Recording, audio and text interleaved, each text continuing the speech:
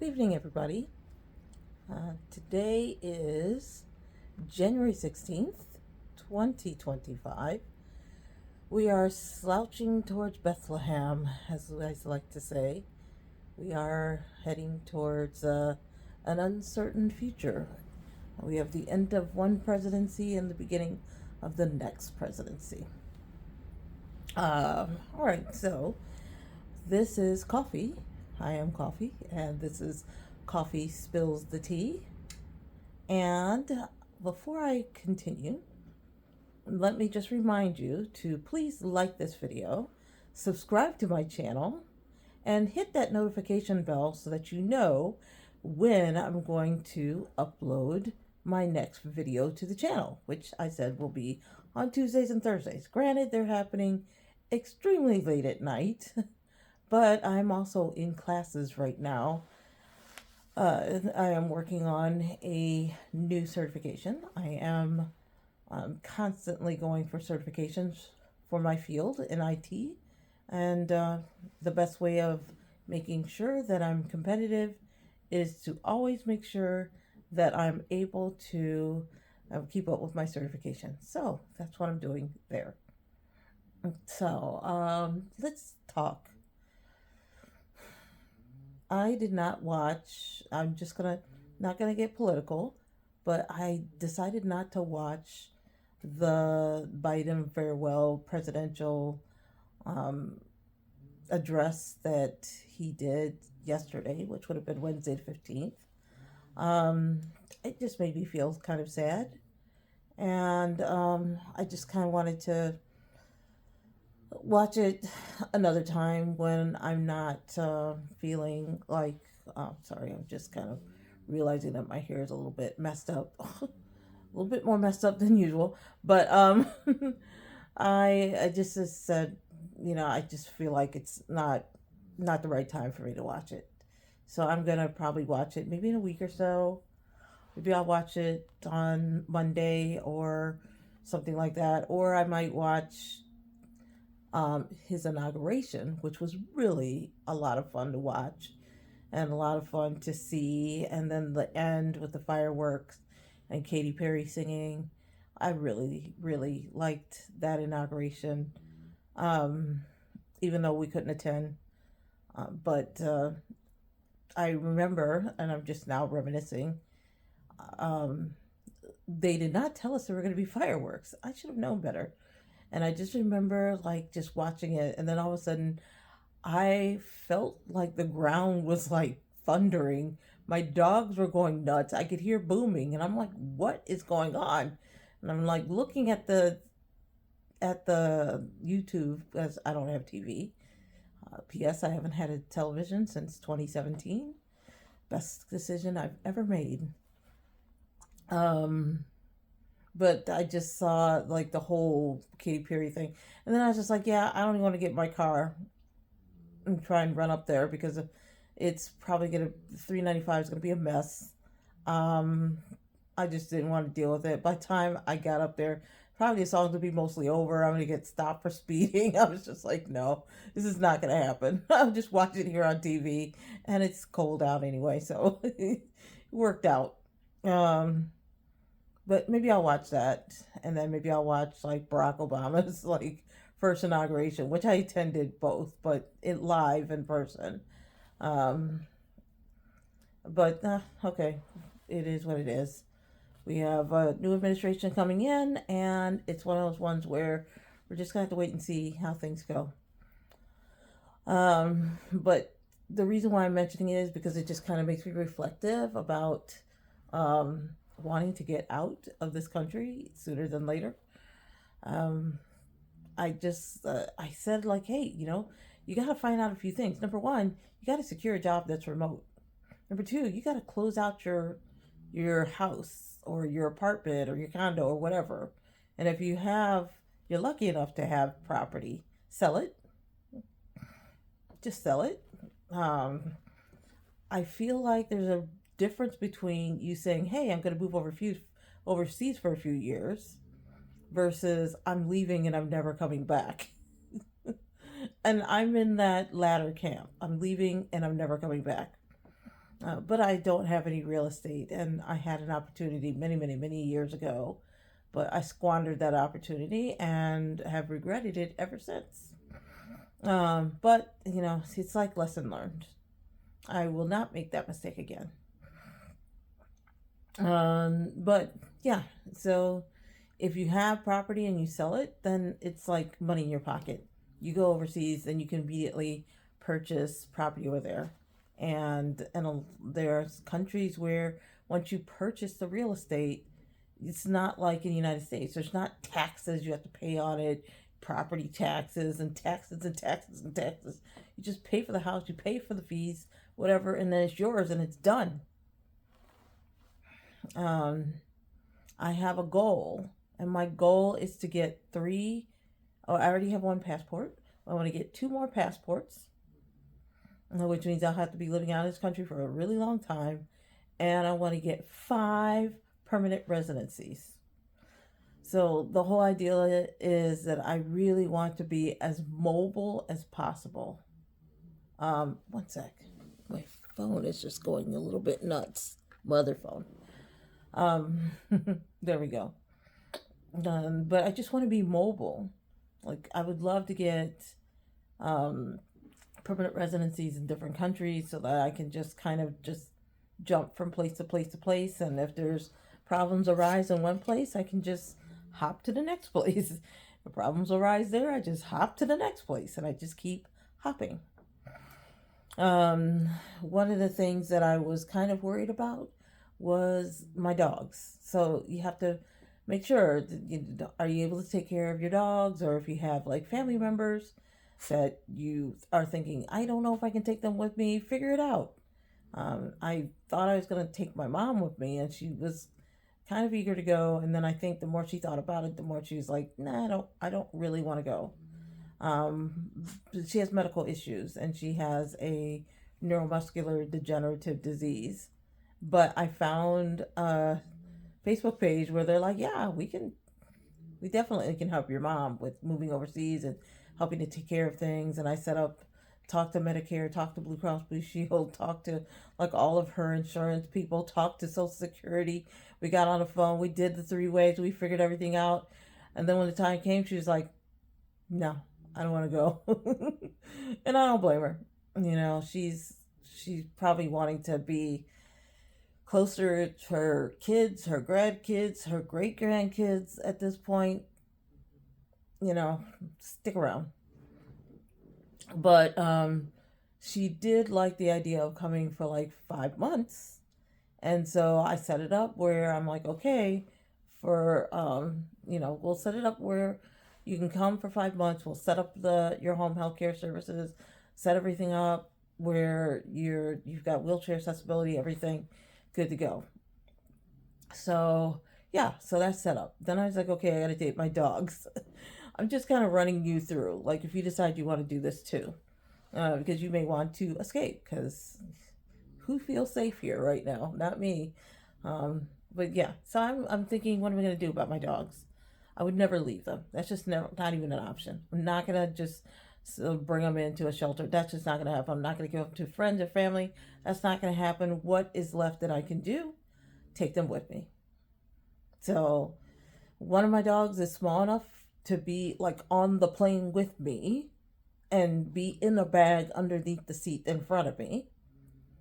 One of my dogs will have to go in cargo, because this chunky monkey that's sitting at my feet right now will never meet the guidelines for what you will be able to carry for, or like when you have an animal, there's like a limit on like how much they can weigh. And I think the dog in a bag altogether cannot weigh more than 20 pounds, I believe. Something like that. So I'm just like, well, okay, Chucky Monkey's gonna have to go cargo. But I don't like the idea of cargo, because we know how cold it is in cargo, and we don't know if it's pressurized. And so I was doing quite a bit of research, and there are some Facebook pages. I think there's one that says something like Flying with Dogs. I think that was the Facebook page I ended up going to with. And I found out from them that, yeah, you can take your dog, and everybody's got all these different ways. Please don't do emotional support dog. It's just really not, you know, that, I mean, it doesn't help because really, if you want to bring your dog on and they are true, like dogs that work with people who are disabled, it just does a disservice to people who are truly disabled and are bringing their service dogs on board. Emotional support dogs are not generally recognized by airlines as a support dog that you can legitimately take in the cabin. So just pay the fee or find a way. So what I have found is that I can fly on Emirates, which I love that airline anyway.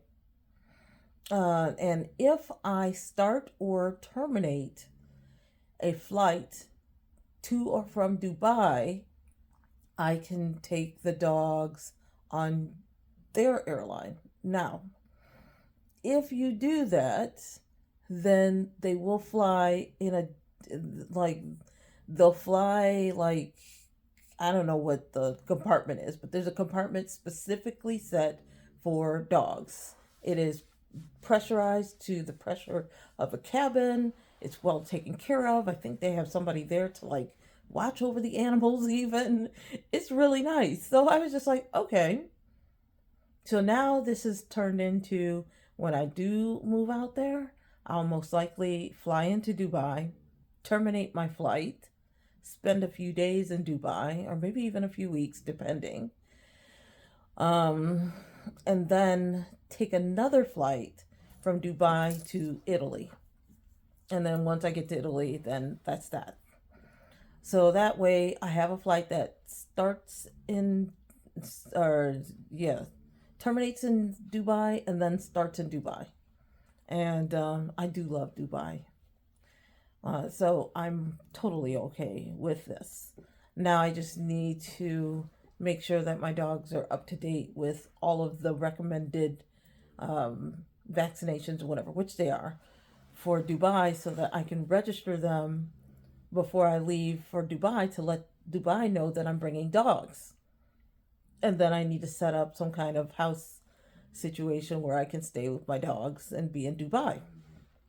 And then be able to maybe even leave them alone, or I don't know if I mean, I'm pretty sure I will not be allowed to just take my dog and only like walk through Dubai with my dogs. I think that's not a good idea.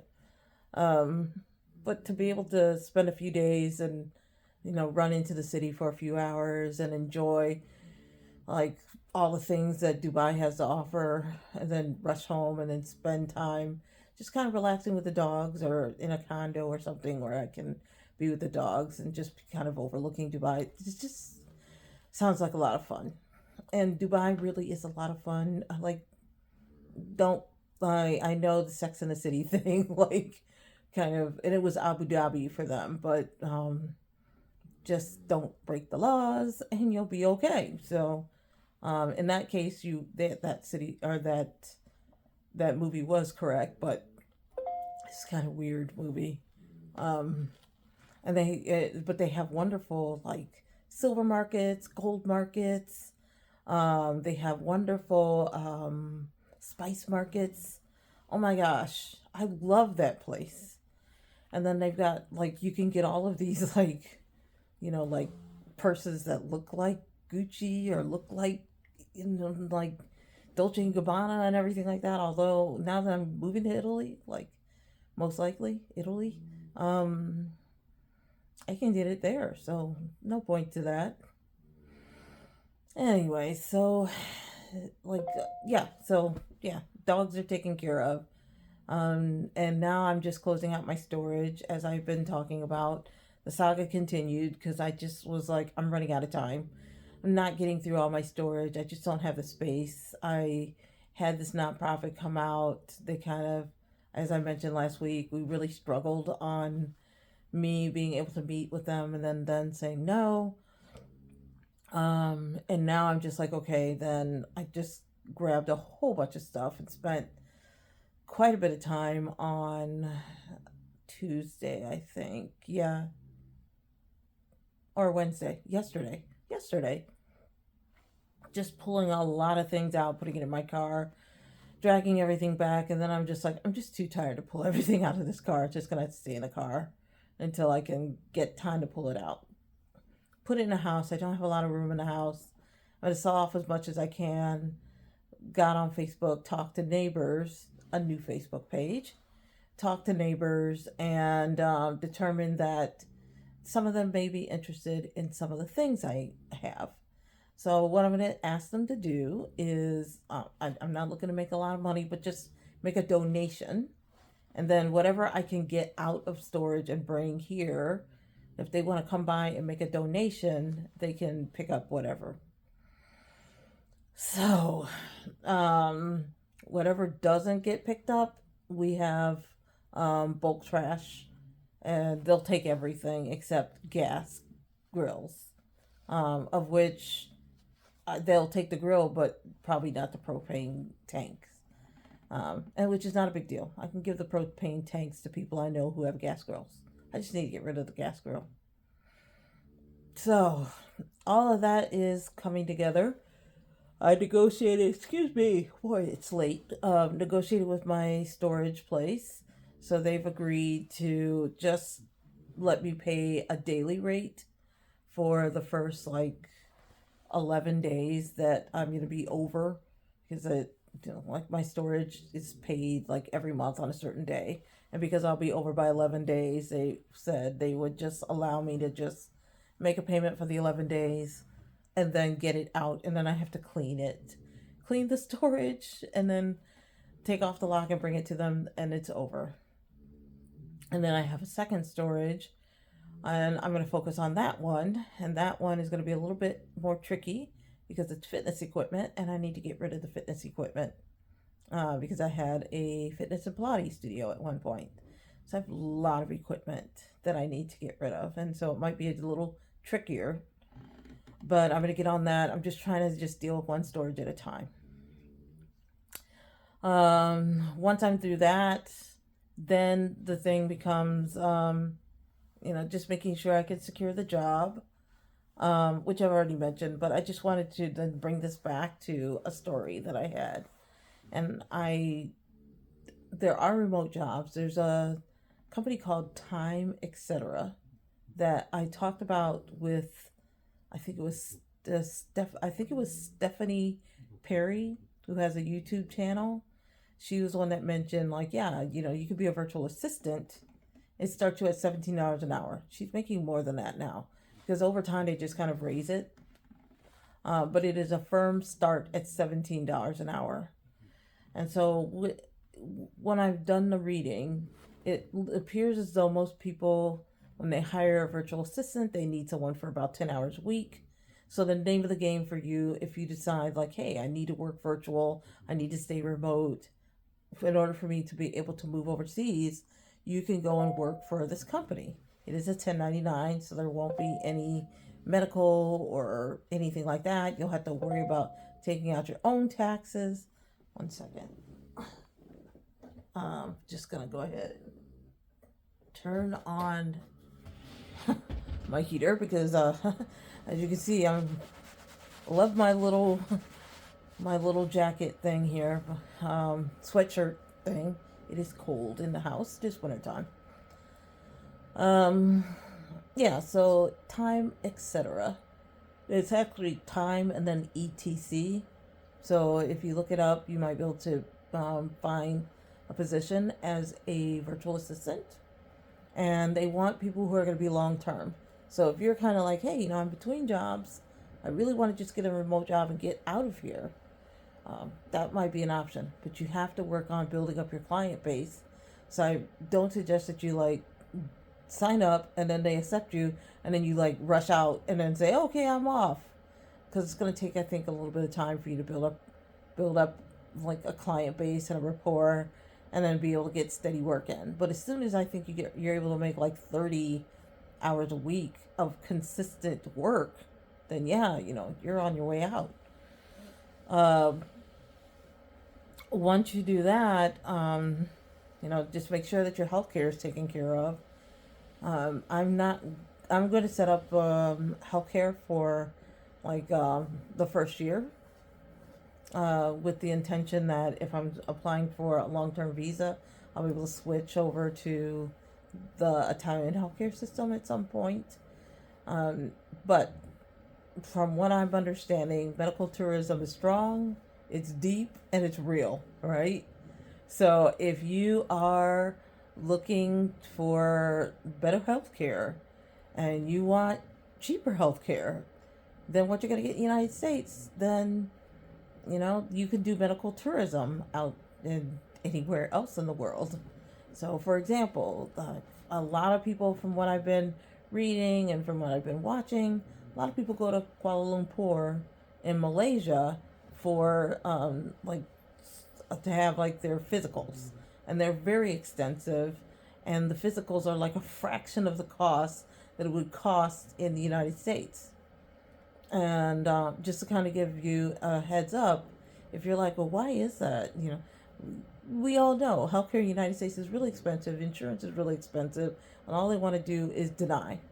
Because, with the insurance, their model is denial is just a river in Egypt, and they're just going to like have you jump in that river and bathe in it, because they're never going to like approve your insurance. When you have a claim, they're never going to approve it. But insurance just really bites into the bottom line for hospitals and doctors and all medical professionals, because they have to take that malpractice insurance, and they just have to take all that liability insurance on, and so they pass it off to us, along with people who aren't able to pay, and all of that bill gets passed back on to us as well. It's not the same way when you leave the United States. It's just not the same way. They just don't have that kind of healthcare issue. There are some countries, definitely there are places, regions in Italy that are having a healthcare crisis, but it has to do with just them not having enough people who work in that profession here, but not necessarily like our issue in the United States, where like it's out of control health care costs that's affecting our GDP. It's just not the same thing. So I feel pretty comfortable with just, for now, just do a year of insurance, because I believe that my visa requires that I have to have like a year of insurance. And then after that, I can go into the national health care plan, and I can also I can find insurance through them at that point, through the country or through whoever their providers are for private insurance as well. But I don't need private insurance. All I have to do is pretty much just like take a trip to Malaysia and I'm good. Yeah, so yeah. And then I have to worry about insurance for my dogs, because they also have health insurance. Now, one of my dogs, he had a couple of things that I needed to bring him to the vet for, and I'm waiting for the claim. And if they are saying that they're not going to pay it, if they deny it for any reason or whatever, then my plan is just to like shut it down. Because over in Europe, the insurance here doesn't work over there. They're not going to honor it. And vet care is also much cheaper overseas than it is in the United States. There is no need for me to have like pet insurance. It just doesn't make sense. It's so much cheaper there. Like I paid $1,200, about $1,250 for both of my dogs to be seen, not each, but all together, for both of my dogs to be seen and have like just a health checkup, and I think like one shot each. And I'm looking up that same procedure, or like the same type of care, and they're like, it's $40. And I'm like, wait, what? Yeah, I'm done. It's almost worth it to get on a flight and take my dogs overseas and have them seen for over there, and I probably would save more money.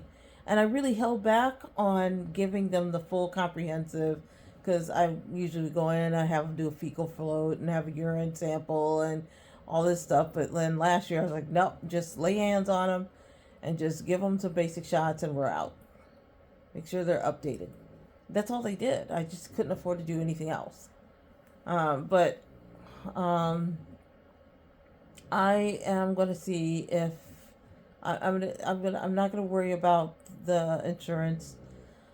Just going to worry about if they pay the insurance that they're supposed to pay for the reimbursement. And I'm a little bit perturbed just because I've been paying on my other dog for, I don't know, years. I got her in, I think, 2015, October 2015. So it's going to be 10 years of me paying like anywhere between like 50 to what I'm paying right now, which is like, I think like $105 a month. So you can imagine for 10 years, like how much this is adding up to. And the fact that I would just have to shut down the insurance and not use it is just crazy. But she does have to have some heart treatments done.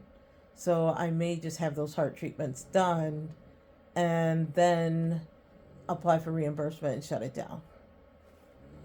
But there's no need.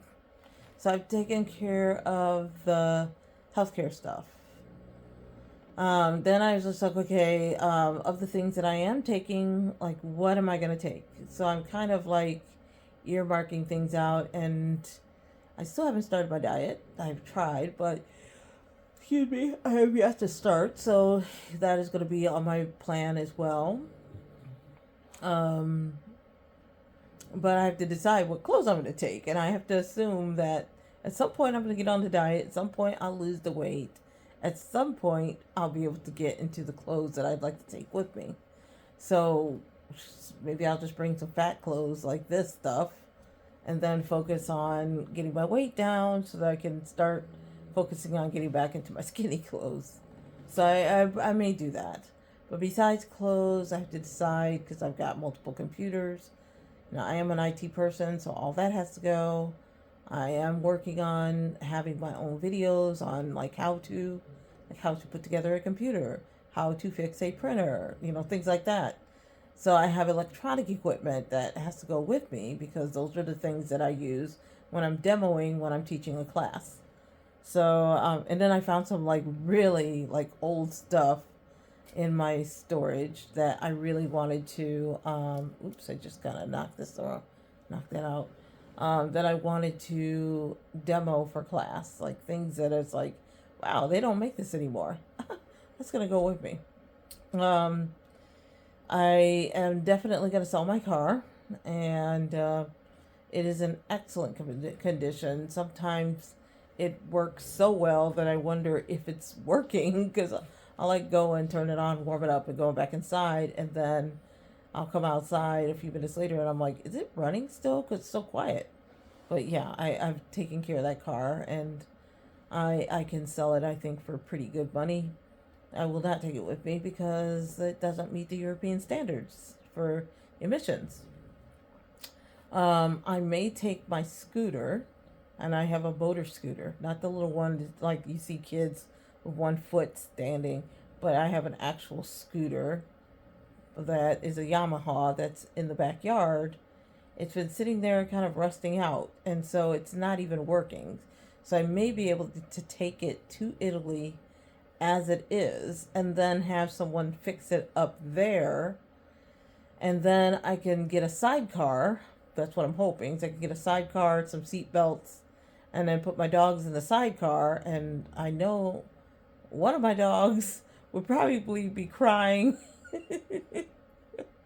and upset because she doesn't like to put her head up to the window. But my other dog is probably going to spend all of his time putting his head out the wind, or putting his head up and trying to get, as much wind as he can. So I plan on getting a sidecar and having seat belts and having them strapped in where they can and then put on like little like goggles, so they can they can like have their head in the wind but not have like their heads kind of whipped all over the place. Can't go that fast anyway, but I just want to be able to like zip them around the countryside wherever I end up, and have fun with that. Yeah. Language barrier. I am a little worried about that. Italy has tax laws that are favorable for expats, which is what I would be.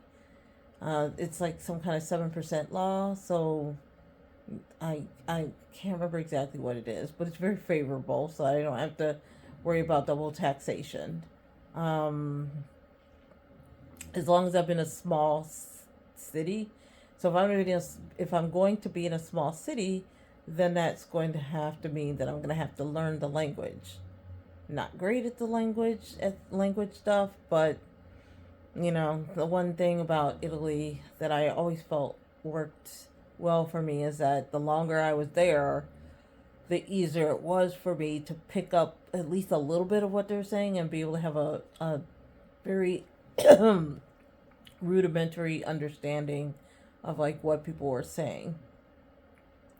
And once I'm out there, they have all these language schools all over the place, and you could just take your language class and you're okay. Um, so I'm gonna most likely go to language school. I found some old Italian books in my storage as well, so I was like, okay, that'll save me some money. I have to worry about buying some things. Um, and then I guess I'll pick up Duolingo and try to make sure, excuse me, boy, I'm just yawning. Make sure that I get in like maybe a couple hours every day of just practicing Monday through Friday when I'm not working. Then on Saturday and Sunday, I can put in like maybe 4 hours and try language school. But language, I would have to see about language school. Because the other thing is, if I am able to work remote, I'll be working off of East Coast time, which means that I start later in Italy, but that means I'd be working into the evening.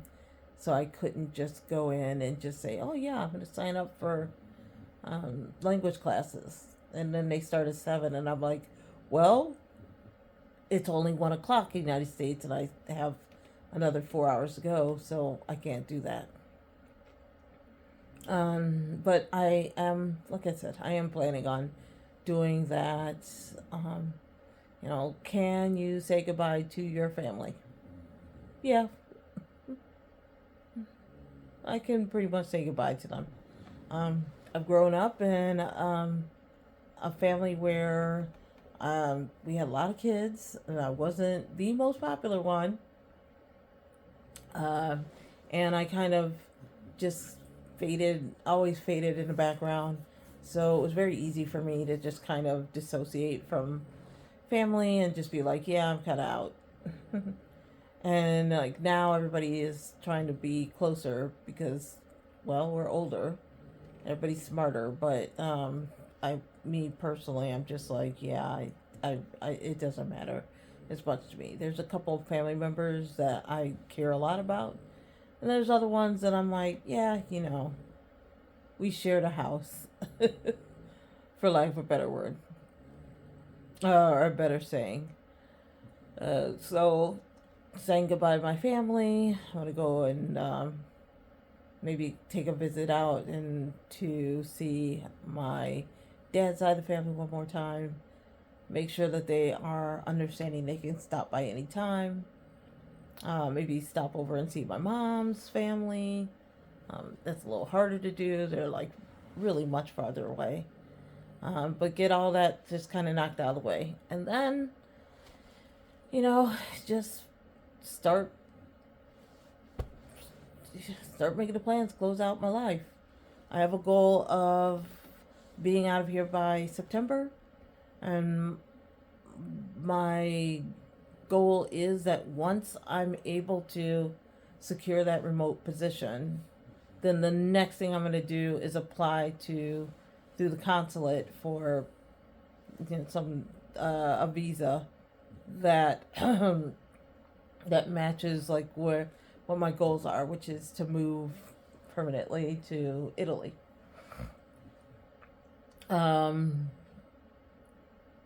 So I'm giving myself to the end of September for that to come through, for the visa to come through. And then once that visa has come through, then it's just a matter of packing everything up, deciding how I'm going to ship everything, what's a container, what kind of container, what size, how much is it going to cost, etc., etc. And so pretty much that's what I'm thinking of when it comes time to move, because I just feel like, I keep harping, and I know it just doesn't sound well after a while with me saying it over and over, but I don't feel safe. Like, I don't feel safe in any way, shape, or form. I'll just I'm starting to wind it down, but I applied for a position and didn't think I was going to hear back from them because it was over the holidays. But I did hear back from them, and I'd been interviewing with them and going through rounds, and they were talking about how great it was and it'd be great for the job. I'm a front runner, and and I just kind of believed it. At the same time, I was still setting up interviews elsewhere, but I really wanted this job, and they had made all kinds of statements about how great it was to work there, and got me all hyped up. But what got me was that at the end of last week, they set the schedule for the interview. Then when the time came, or like the next day, rather, the next day came around, they were like, what did they say? Oh, we're having a winter festival or something, like, or winter conference, all hands on deck for the company. We really can't interview you as quickly as we thought. We're going to take all next week, which would have been this week, to go through our winter conference. It's like all hands on deck, everybody from all over the world, they all come together, gather in this place. So I was like, okay, that's fine. So I scheduled myself for the weekend of the 21st as they instructed. Then yesterday evening, I was coming back from my storage. I pulled over, and here I am, kind of feeling like real happy about things. And I was gonna email them that night and ask them, like, if they, when would they want me to reschedule for this upcoming week. And I got an email that flashed on my screen of my phone, and I look at it, and it's this company saying, oh, well, because mind you, they told me that they were not going to be able to have any time to do any interviewing this week because they were all at this web conference, or like in-person conference. But they were like, oh, we thought you were great, but we found somebody who we felt had that special skill that was just way beyond what anybody else displayed, and we had to have that person. We had to hire them. And I'm looking at this and I'm thinking, okay, I don't believe them, because 2 days before that, like on Tuesday, I had done a Google search on them, because I always research company, I research people who are going to do the interviewing, and so I'm doing all this stuff. And something said, you know what, let me look up this winter conference thing. Maybe it's out there somewhere, I can make a reference to it. So I found the website. I found information about previous winter conferences that they've had. And it turns out the winter conferences they have, which is once a year, is held in November. And so if it's in November, why are they telling me that it's this week? So clearly something's wrong. And before I can email them to flush it out and just say, hey, would you like to schedule an appointment? I'm hearing back from them saying that they already found somebody else. So what they were telling me was just straight up BS, because they were hiring, or interviewing rather, and they had been interviewing all week.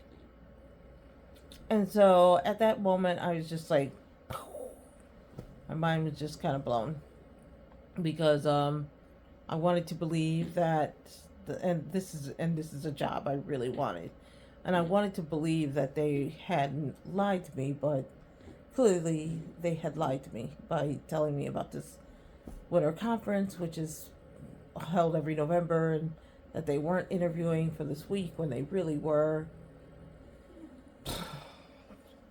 I didn't feel safe.